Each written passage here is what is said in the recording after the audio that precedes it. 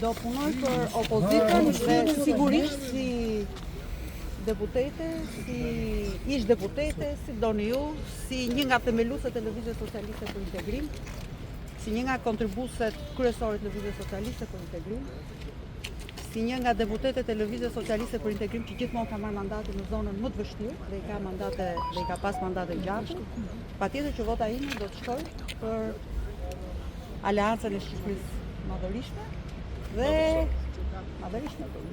edhe madhështore po doni, dhe sigurisht që do të shkojë dhe në lista hapur për emrin e Ilir Metës, si kryetari i Partisë Lirisë, presidenti i Partisë Lirisë dhe si një nga njerëzit kryesor dhe kontributor të stabilizimit dhe të jetës politike në Shqipëri. Është konsultuar Endri Brajmllari me ju dhe para se të merrte vendimin për shkuar te listat e Partisë Socialiste?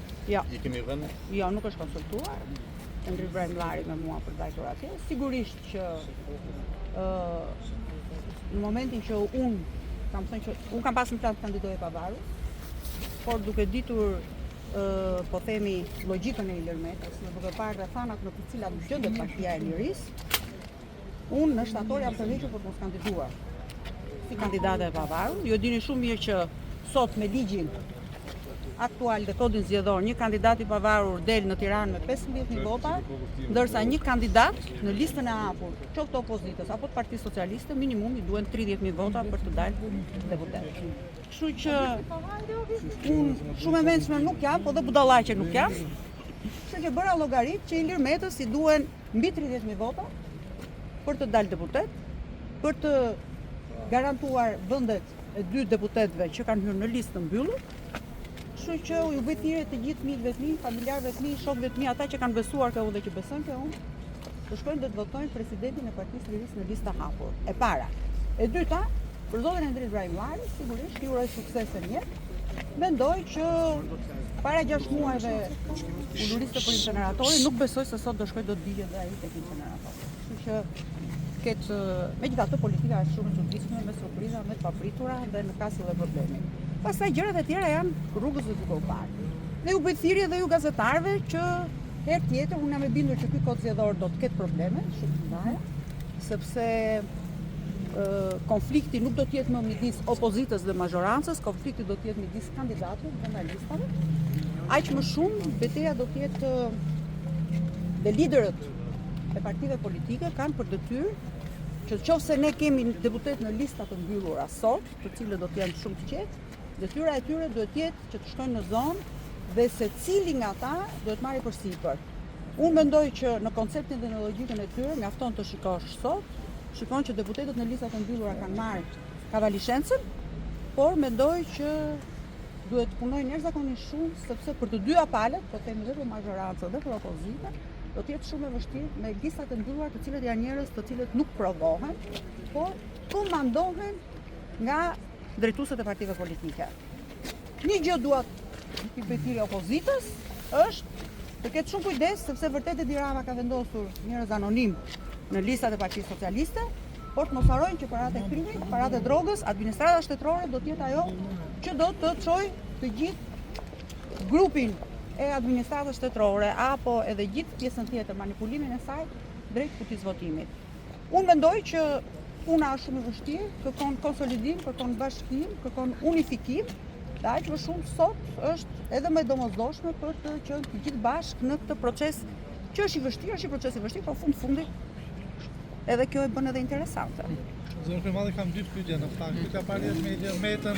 Pse gjithë kjo dashuri ditët e fundit edhe në rrjetet sociale për Ilir Metën? Po se ka mohuar një herë dashuri. Marrëdhënia, po mund ta bëhet marrëdhënia juaj muajt e fundit nuk ka qenë shumë e konsoliduar. E para nuk është dashuri shpirtërore apo emocionale, është respekt politik. Duhet të bëjmë dallimin midis 2 gjërave që pavarësisht marrëdhënies time personale me Ilir Metën, e cila ka mbaruar, dhe po ju a them, dhe për çdo njeri që ka iluzion që mund të mendoj jo po kështu jo po ashtu, është një marrëdhënie që unë mund të pi kafe me Ilir Metën kur dali për të diskutuar për problemet e fëmijëve apo për gjë tjetër, por unë marrëdhënie personale të mia me Ilir Metën janë të përfunduara. Në aspektin politik, do të kuptoni një gjë që Monika Kryemalli nuk është si gratë e tjera.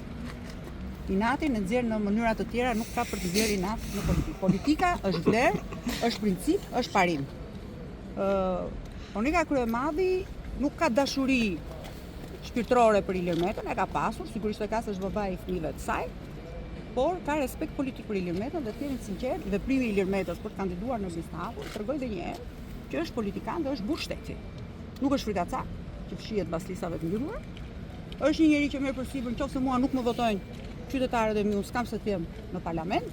Ka dhënë qyll 4 mandate. Faktikisht të 4 njerëzve të cilët me përjashtim të vogël, përsëri kontributi i tyre në elektorat është minimal.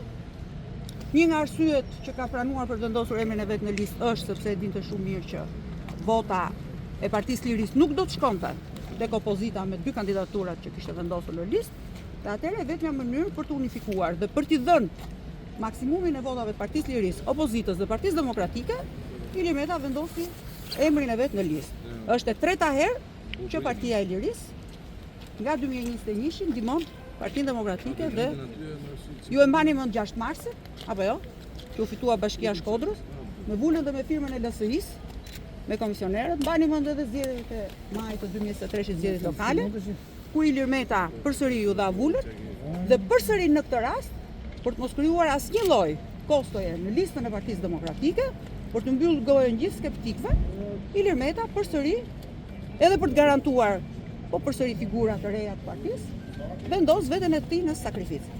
Kjo nuk është dashuri personale, ky është koncept politik për mua dhe tregoj edhe një herë që edhe mbas 30 sa vjetëve, kur morali, principet dhe vlerat tashmë janë kthyer në pazar, Ilir Meta edhe në momente të